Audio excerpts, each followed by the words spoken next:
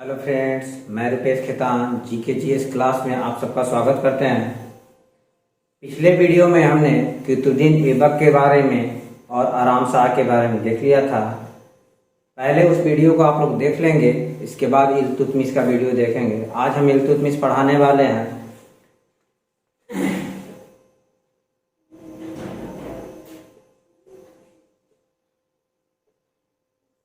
इल्तुतमिश का शासन काल जो था 1210 से लेकर के 1236 ईस्वी तक था, यानी 26 वर्षों का इसका शासन काल था। कहा जाता इल्तुतमिश जब कुतुबुद्दीन ऐबक के पुत्र, किसके? कुतुबुद्दीन ऐबक के पुत्र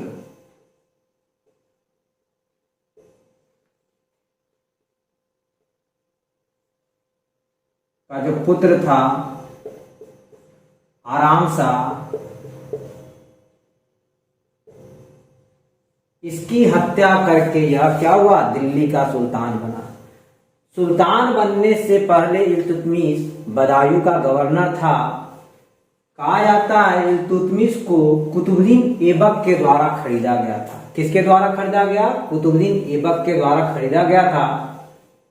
कुतुबुद्दीन ऐबक खुद एक गुलाम था। किसका गुलाम था? मोहम्मद गौरी का गुलाम था। किसका? मोहम्मद गौरी का। मोहम्मद गौरी का यह गुलाम था, और ये गुलाम क्या करता है? दूसरे गुलाम को खरीदता है। इसलिए इल्तुतमिश को गुलामों का गुलाम भी कहा जाता है। इल्तुतमिश को किस नाम से जाना जाता है? गुलामों का गुलाम के नाम से जाना जाता है। गुलामों का गुलाम के नाम से जाना जाता है। इल्तुतमिश यह एक तुर्क जाति का था। कहाँ का? तुर्क जाति का था, और शमसी वंश का था। किस वंश का था? तो क्वेश्चन आता है यह किस वंश का था?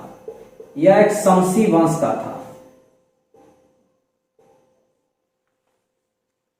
इल्तुतमिश अपने साम्राज्य को चलाने के लिए कांटों भरा ताज पहना हुआ था, क्योंकि कुतुबुद्दीन ऐबक जब दिल्ली की गद्दी पर बैठा तो इसके दो शत्रु थे, कुबाचा और यल्दौज। दो शत्रु थे। कौन कौन से?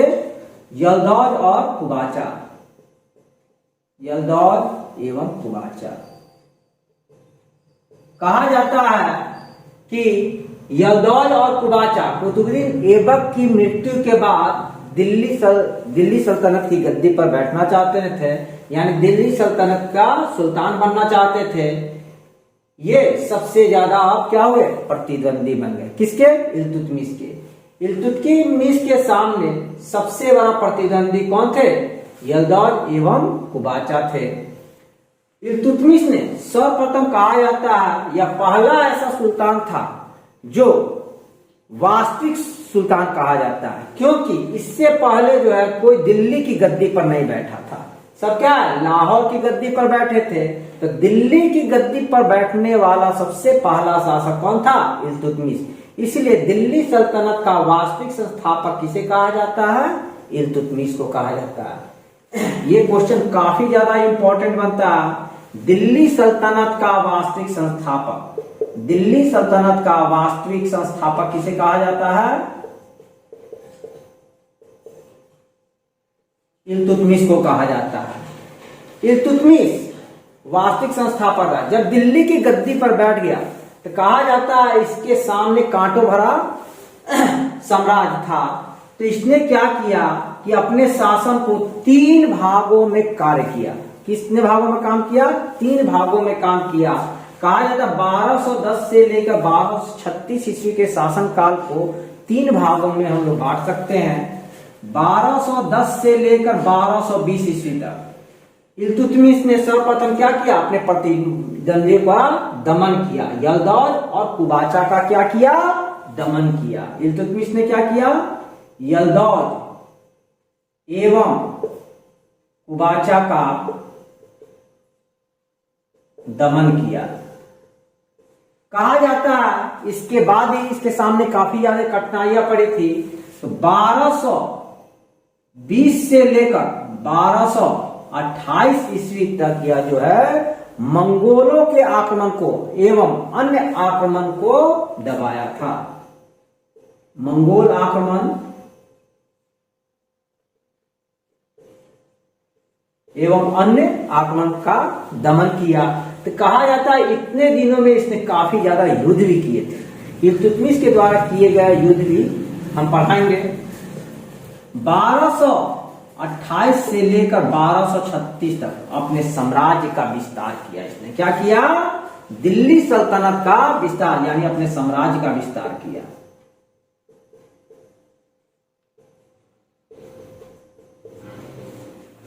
अब सबसे पहला चीज है इल्तुतमिश के सामने साम्राज्य विस्तार में हम बहुत सारी चीजें देखेंगे। 1210 से लेकर 1220 ईस्वी तक कहा जाता है कि भारत के बगल में उत्तर एवं पश्चिमी सीमा में ईरान का एक शासक था। ईरान का क्या था? शासक था। तो आप लोग भारत के मैप को जानते होंगे, ये भारत है,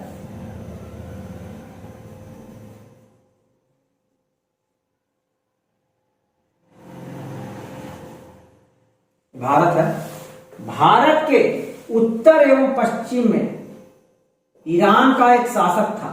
कौन था? ईरान का एक शासक था जिसका नाम था ख्वारिज़मी। क्या नाम था? ख्वारिज़मी।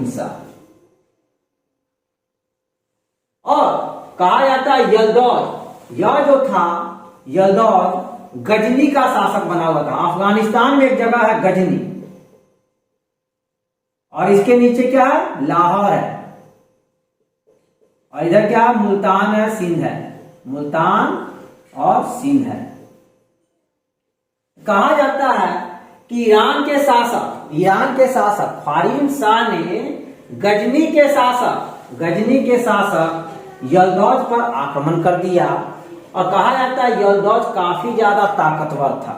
क्या था? काफी ज्यादा ताकतवर था, लेकिन ख्वारिज़मी शाह ने गजनी से भागने पर इसको मजबूर कर दिया। यलदौज की शक्ति यहाँ पर कमजोर हो गई और वह यह गजनी छोड़कर भागकर कहाँ आ गया? लाहौर में आ गया, और लाहौर में अपना विस्तार करने लगा। तो कहा जाता है यहाँ पर दिल्ली में बैठा हुआ था इल्तुतमिश। कौन?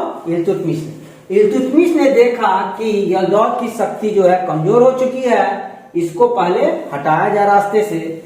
इसने क्या किया? इल्तुतमिश ने सर्वप्रथम जो है लाहौर पर आक्रमण कर दिया। किस पर? यलदौज पर। और यलदौज और इल्तुतमिश के बीच 1215 ईस्वी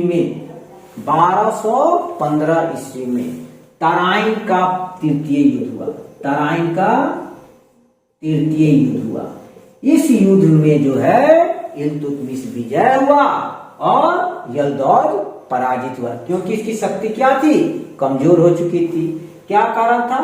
ख्वारिज़मी शाह का आक्रमण। इसका फायदा किसको मिला? इल्तुतमिश को। इल्तुतमिश ने किसे पराजित किया? यलदौज को पराजित करके बंदी बना लिया, और बंदी बनाकर इसे क्या किया? जेल में डाल दिया। उसके बाद यलदौज की क्या की? हत्या करवा दी। क्या की? हत्या करवा दी थी। यलदौज की हत्या का कहा जाता है इल्तुतमिश का सबसे बड़ा प्रतिद्वंदी जो था, सबसे बड़ा विरोधी जो था यलदौज, या तो मारा गया। अब बच गया दूसरा कौन? कुबाचा। इसने मौके का फायदा उठाकर 1217 ईस्वी में कुबाचा पर आक्रमण कर दिया। कुबाचा कहां पर था? मुल्तान का शासक बना हुआ था। कहा जाता है कुबाचा पर आक्रमण किया। कुबाचा वहां से भाग निकला। क्या हुआ? भाग निकला। इस तरह से इल्तुतमिश ने लाहौर एवं मुल्तान पर अधिकार कर लिया। इसके बाद कहा जाता है इल्तुतमिश की शक्ति काफी ज्यादा बढ़ने लगी थी। अब देखेंगे 1220 से 28 के बीच इधर ख्वारिज़मी शाह का एक पुत्र था, मंगवर्णी खां। कौन था? मंगवर्णी खां। कहा जाता है मंगोल भारत पर आक्रमण करने वाले थे। कहां आक्रमण? भारत पर आक्रमण करने वाले थे, लेकिन ख्वारिज़मी शाह का पुत्र जो है मंगवर्णी खां मंगोलों से उलझ पड़ा। इसका फायदा किसको मिला? इल्तुतमिश को मिला। मंगोलों से जब उलझ पड़ा ख्वारिज़मी शाह का पुत्र, तो इसमें क्या हुआ? यह पराजित हुआ और मंगबरनी खां जो है इल्तुतमिश से सहायता मांगने के लिए आया। इल्तुतमिश ने सहायता देने से क्या किया, इनकार कर दिया। यदि हम इसकी सहायता करेंगे तो मंगोल क्या है, भारत पर आक्रमण कर देंगे। कहा था ये लंबा युद्ध चला मंगोलों एवं ख्वारिज़्म शाह के बीच, और इस युद्ध में क्या किया, इल्तुतमिश ने कोई सहायता नहीं की। इसी कारण मंगोल जो है भारत में आक्रमण नहीं किए और सिंध नदी के किनारे से ही क्या हुआ, लौट गए। तो कहा जाता है कि मंगोलों के आक्रमण को तुर्क से क्या किया, विफल कर दिया। किसने, इल्तुतमिश ने। इसके बाद भी कई युद्ध किए अपने साम्राज्य का विस्तार करने के, क्योंकि इसकी शक्ति क्या थी, काफी ज्यादा बढ़ गई थी। मिलते हैं नेक्स्ट वीडियो में, धन्यवाद।